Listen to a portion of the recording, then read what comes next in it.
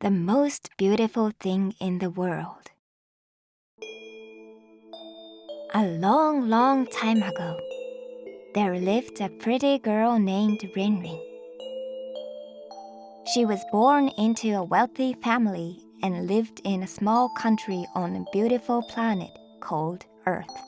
Both her kind father and her beautiful mother loved Rinrin so much. She had everything she ever wanted. Whenever she wanted something, she just asked her parents. She'd say, "Mom, I want a gorgeous dress." Then her parents would find a beautiful dress with lots of jewels for her. Since Rinrin got everything she wanted, she started to think that she was the most important person in the world. Gradually, Rinrin became a problem for everyone because she kept increasing her requests. They would all say with smiles, "Oh, Rinrin, you are such a pretty girl." But in their minds, they thought, "She's so selfish." One day, Rinrin got a letter. It read, "If you can find the most beautiful thing in the world, you'll win a great prize." Of course, she really wanted to win the prize. So, Rinrin began ordering all of the beautiful things from around the country. She saw many beautiful things, yet none of them looked like they would be the most beautiful thing in the world. Rinrin started to become frustrated. Her parents didn't know what to do, so eventually they called the best fortune teller in the country. She was a very old lady, and she stared into her crystal ball very carefully. Rinrin wanted her crystal ball. "Give me this crystal ball!" she shouted. The fortune teller was shocked and said, "This crystal ball is very important to me. If I gave it to you, I would die." Rinrin was pleased with her words because she enjoyed taking the treasures of others. As she approached the ball, Rinrin said greedily, "Then you can die for me." When she got closer, the crystal ball started to shine brightly. It became so bright that they all had to shield their eyes. The fortune teller said calmly, "There is just one way to find the most beautiful thing in the world. You must go to the sea beyond the woods by yourself, Rinrin." When Rinrin and the others opened their eyes, neither the fortune teller nor the crystal ball was there. None of them could believe what had happened in front of them. "Look!" Someone yelled and pointed towards the window. The crystal ball, still glowing, was flying out of the window into the distant woods. "Quick! Grab the crystal ball!" Rinrin shouted at the servants, but they stayed and never even moved. It was rumored that a devil lived in the woods, and if people entered the woods, they would never return home. Rinrin, however, did not know about the rumor. "What's the matter? Come on!" She dashed outside and jumped onto a white horse. The others reluctantly followed her into the woods. The woods were dark and spooky. The servants following Rinrin became scared and turned back home one after the other. Without knowing it, Rinrin was all by herself, riding the white horse through the woods. "Is this the right way?" she asked, turning around. She noticed there was no one following her.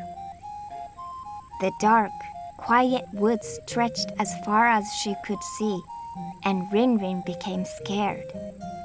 But she refused to go back and screamed, "You are all fired!" She gathered her courage and continued deeper into the woods. The woods grew darker and darker. Rin started to get hungry and felt very scared. "I am starving! I am starving!"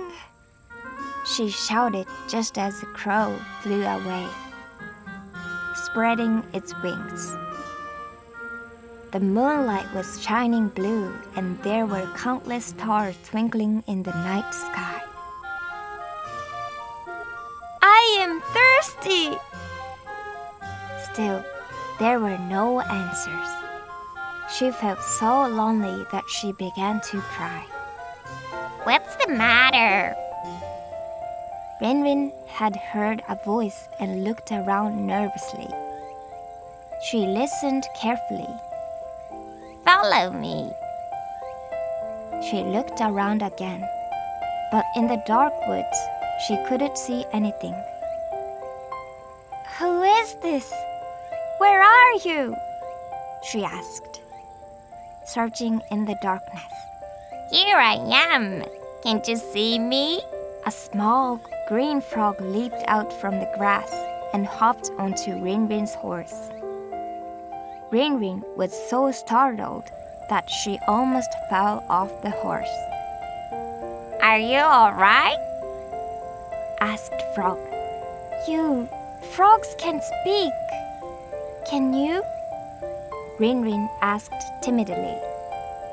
Frog giggled and croaked. "Of course we can. We speak all the time, but you humans just don't listen to us. Right?" Just then, Horse whinnied. "That's right. As a matter of fact, I have been trying to talk to you all day, Rin." "Cow, cow. I've been speaking to you too, Rin." Crow flew from a branch to Rin with a bundle of grapes in its beak. Rin tried eating grape. It tasted sweeter and more delicious than any other food she had ever eaten at the castle.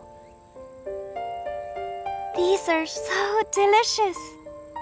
Thank you so much," Rin said, shoving more grapes in her mouth. As the wind blew, the trees and leaves rustled and sound turned to music.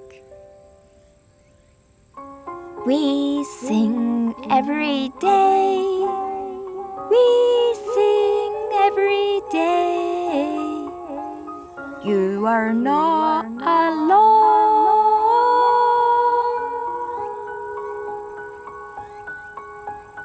The trees, flowers, grass, and even the insects all started to sing in chorus. Rin didn't feel lonely anymore, and together they all continued walking through the dark woods. Soon, they found a small river flowing through the woods. Frog dove into the water with excitement. Many brilliant fireflies were flying around the bank of the river. Rin enjoyed the fireflies.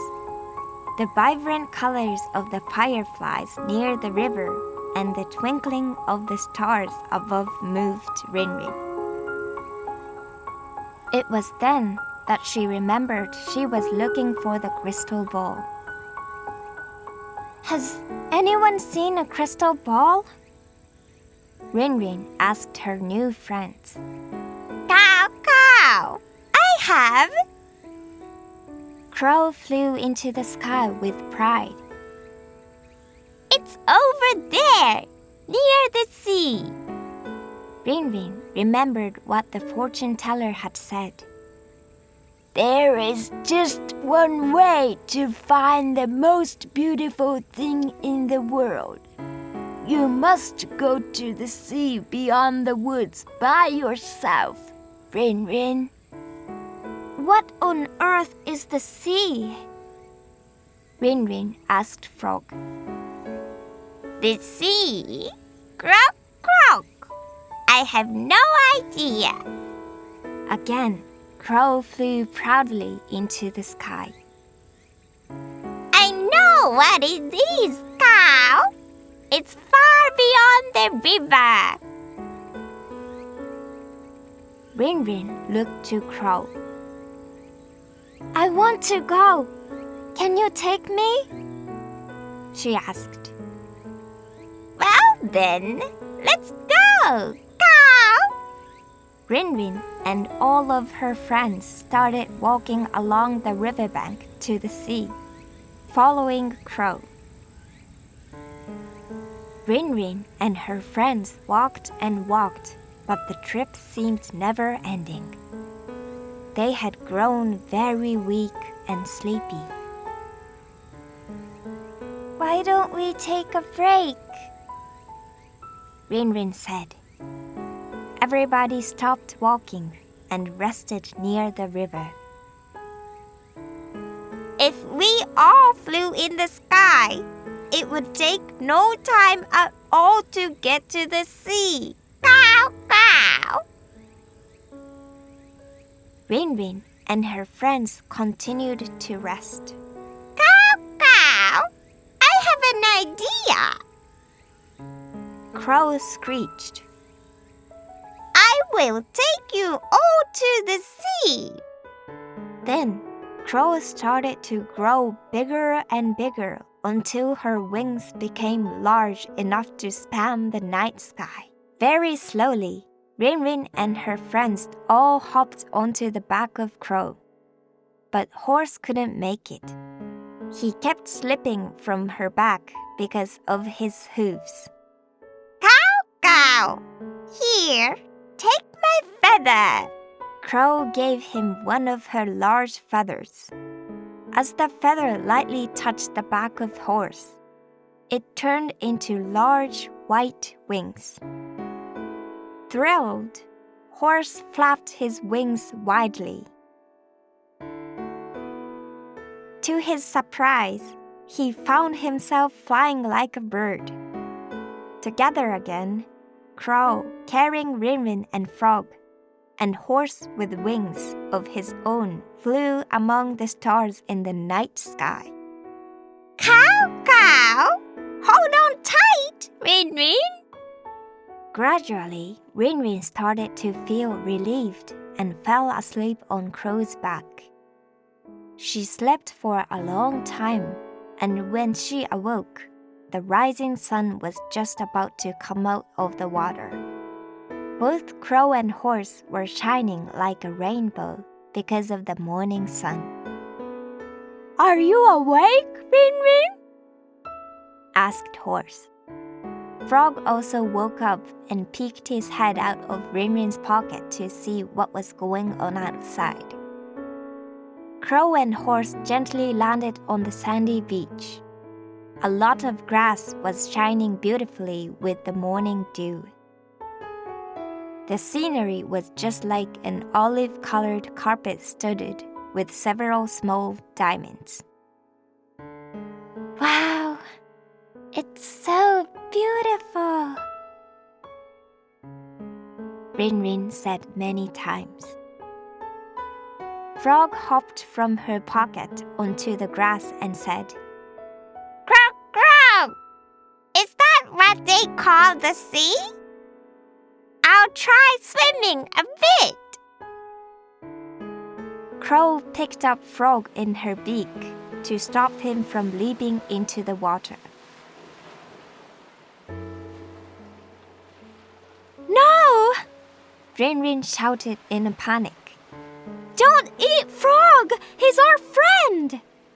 Crow put him back onto the grass. Cow! You will die if you dive into the salt water! Crow warned Frog. Croak, croak! I don't believe you! Frog didn't listen to the crow's warning and eagerly dove into the water. Ouch! Crow, crow! Ouch!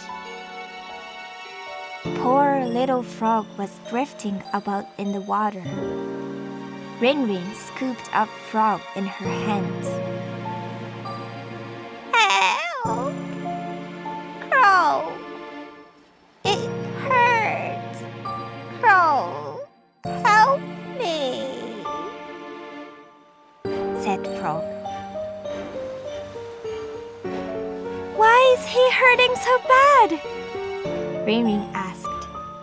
Crow shook her head and said, Cow, cow! I told him not to go in. Clean his body with the morning dew. Rin poured lots of dew onto Frog. I feel better now. Crow, thank you. Frog barely opened his eyes and smiled at Rin. But that moment was his last. Frog had died. Rin, grieved by his death, burst into tears. No, no, don't die, Frog, she cried, looking to Crow. You're smart. You know everything. Please help us. You can bring him back to life. Rin paused. Can't you? Seeing her tears, Horse also began to cry, and after him, so did Crow. Cow, cow! We should bury him. Rin shook her head strongly and spoke with tears in her eyes. We can't leave him alone. Crow pointed to the sea. Then they heard a sweet and gentle voice singing from the sea. The fish in the water, the seagulls above, and the sea itself were all singing. No matter the time, no matter the place, you are not alone. We all go home, we are all going home. All are born from Mother Earth, and all return to her in the end. When we return, we grow as flowers, grasses, or fruits.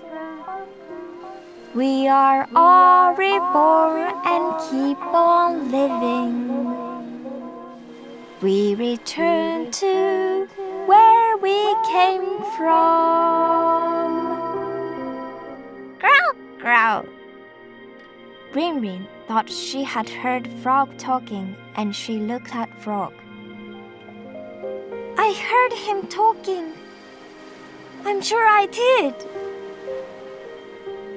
All the voices stopped singing, and they all listened carefully. Splash!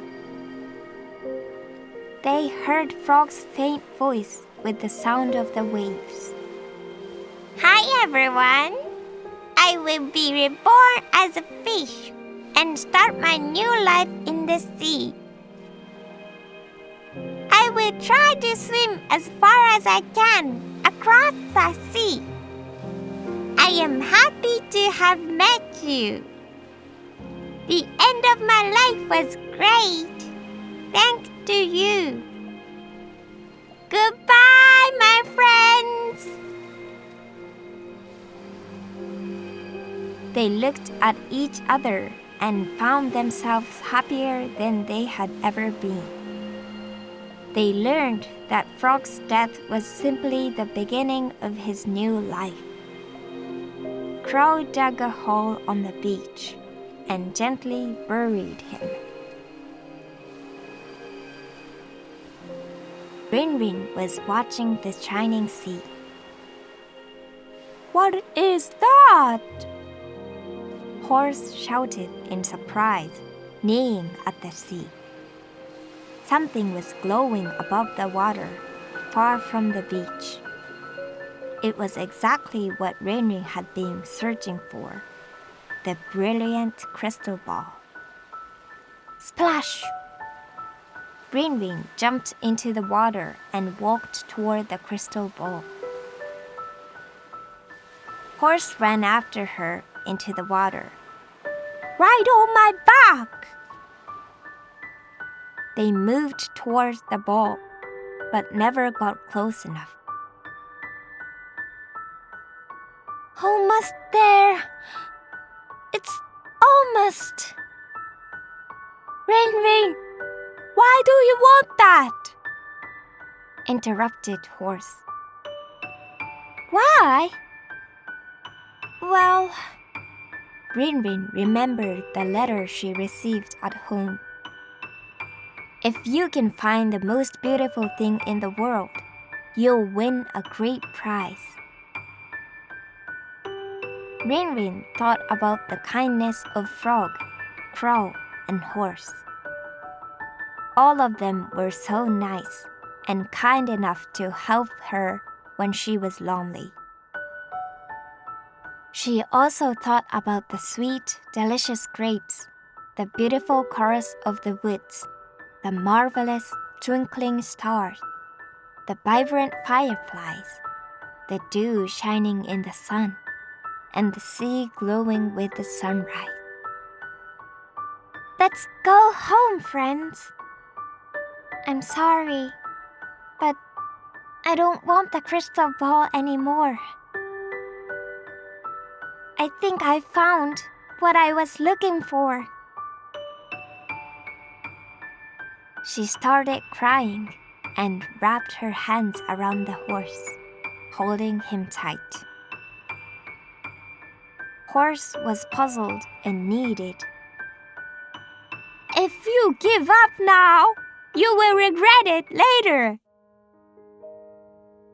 No, Rin said.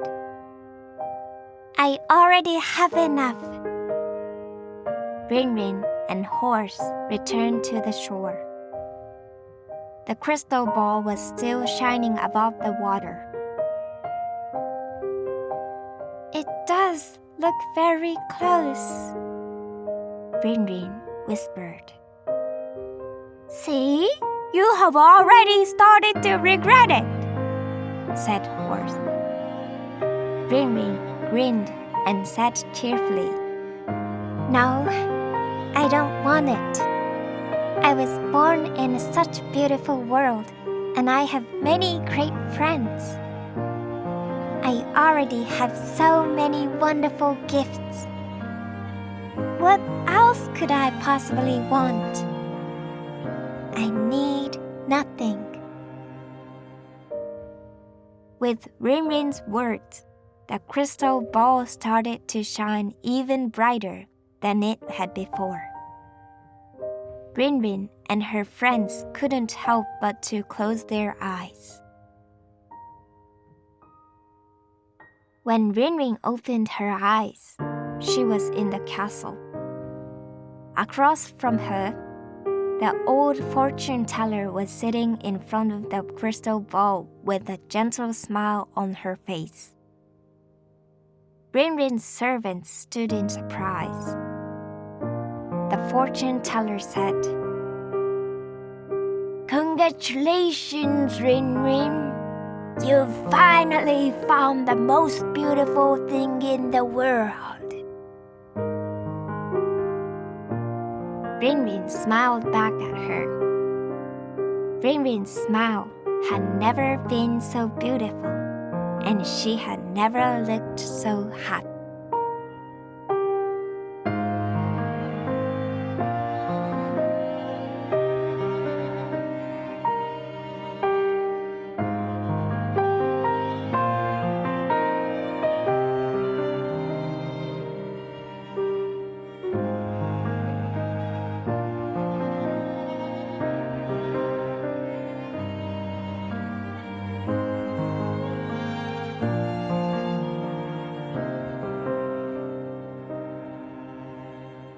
I am sending out this picture book with a wish.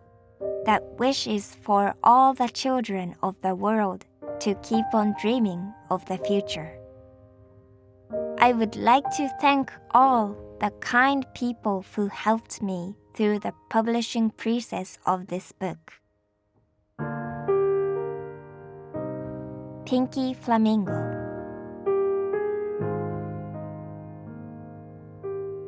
It is the ancient language of India and Sanskrit used for the sutra, Namo Amida Butsu.